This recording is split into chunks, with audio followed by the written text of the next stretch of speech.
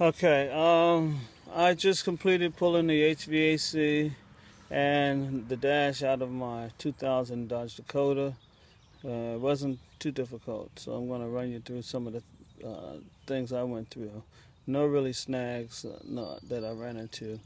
There's two good videos on there I want to give props up to. One guy had a white 99 Sports Dakota, and the other guy had a blue one. I tried putting K-stop and some other crap in the radiator to stop the leak. It don't work, so don't try it. All right, this is what some of the stuff I did. I pulled the dash first. So you have this bolt over here, that one right there, and there's one on the other side. Those are the hinge bolts. You use that to once you get the dash loose, then it'll swing. Up here, there's a connector. We had some wires from the dash. Down here, this is for the airbag. And there's a bracket that went around here. There's one on this side, a bolt.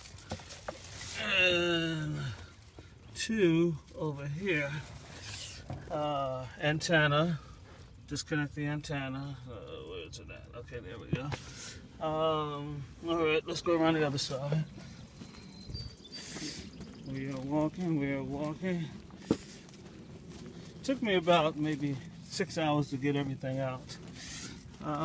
Okay, over here, there's the other bolt for swinging the, the dash forward. Now you got some ground wires too that connect to here.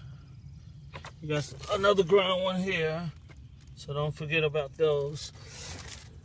This I thought had to come out, but it don't. The dash actually sits on top of this, so once you get everything loose, this side is going to feel like it don't want to come, so what you got to do is kind of lift up on the dash and pull it. And then you got these bolts up here. There's 5 of them on top of the dash. You got a couple of plugs that go into this guy here, one here, and then there's a big one that goes in here, and there's a bolt that goes through. This is one of the plugs that goes into your fuse box on the side. I'll show you the dashes in the back. And so there's a total of 3 that go on the side, the fuse box. And you got a little tab over here that you have to push in and pull out. The only way I was able to do it, I had to take the 2 screws out of the dash, out of the fuse box, and kind of move it out of place. Because once you swing the dash forward, you can hardly get your hand in there to get around to these tabs here. This is my hood release. It was on a metal plate. And of course you drop your steering wheel column. So I got all that stuff out. All right, we're gonna go under the hood. Now I had trouble with my getting my lines loose on my HVAC canister. This tool here is supposed to go in, push it in, but I couldn't get it. So I cut them because one guy recommended that once you got it out, you might as well go ahead and replace all that stuff. So I bought a new evaporator core, which was $90-something, new heater core, new blower motor. You got the bolts that you had to get loose. Here are the holes, 1, 2. There's one down here behind the transmission dipstick. See if I can get a picture of it. Okay, there it is. And then you got one on the other side. Over there. And this is where your hoses go in. Now my hoses up here, I could not get them loose because you hardly have any room to get a pair of pliers in there and loosen them up. So what I did, I took the hose loose from here, and I took it loose from the other side. it came around here and went into here. And then you can just slide the whole thing out. Once you get it out, then you can get those hoses off. All right, here's the dash. Now on the passenger side, you don't have a lot of wires. You got this guy here. These two connect to your amplifier, and then you got your ground here. You've got a couple of wires. I think this is the one that goes up to the top of the dash that I showed you. This guy here. And you got this connector here. Now on your driver's side is where you got most of your plugs. This plug here is the one that goes down to the airbag on the bottom.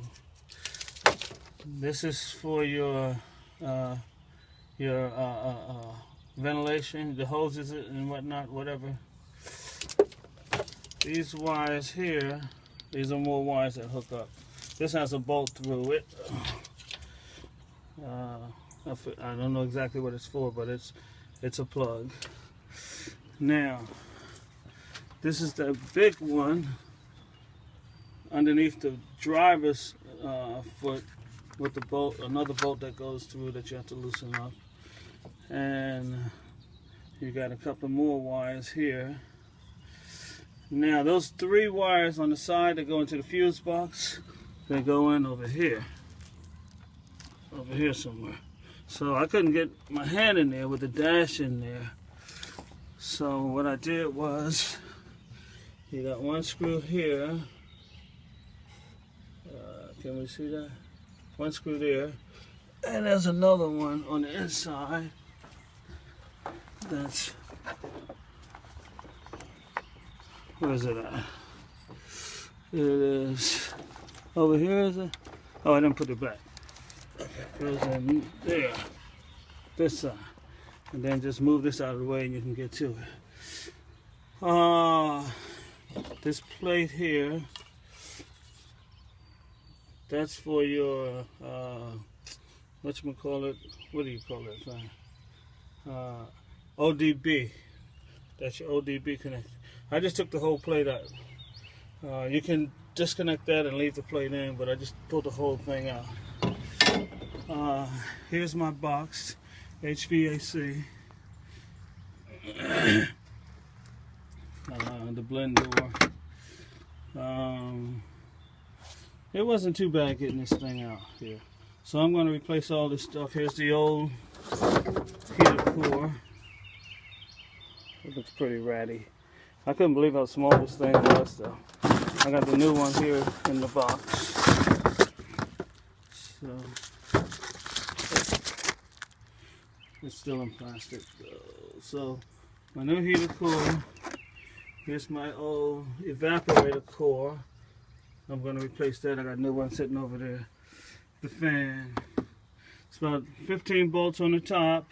You got a few under the bottom. And it just come apart. I think that's about everything.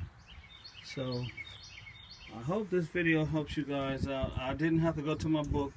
Initially I read my book, you know, and it kind of gave you a pretty good step-by-step, but not a lot of pictures. What helped me most was seeing those other videos that the other guys put on YouTube. And I want to thank you guys, and I hope this helps those who are going through this adventure too. All right, have a good day.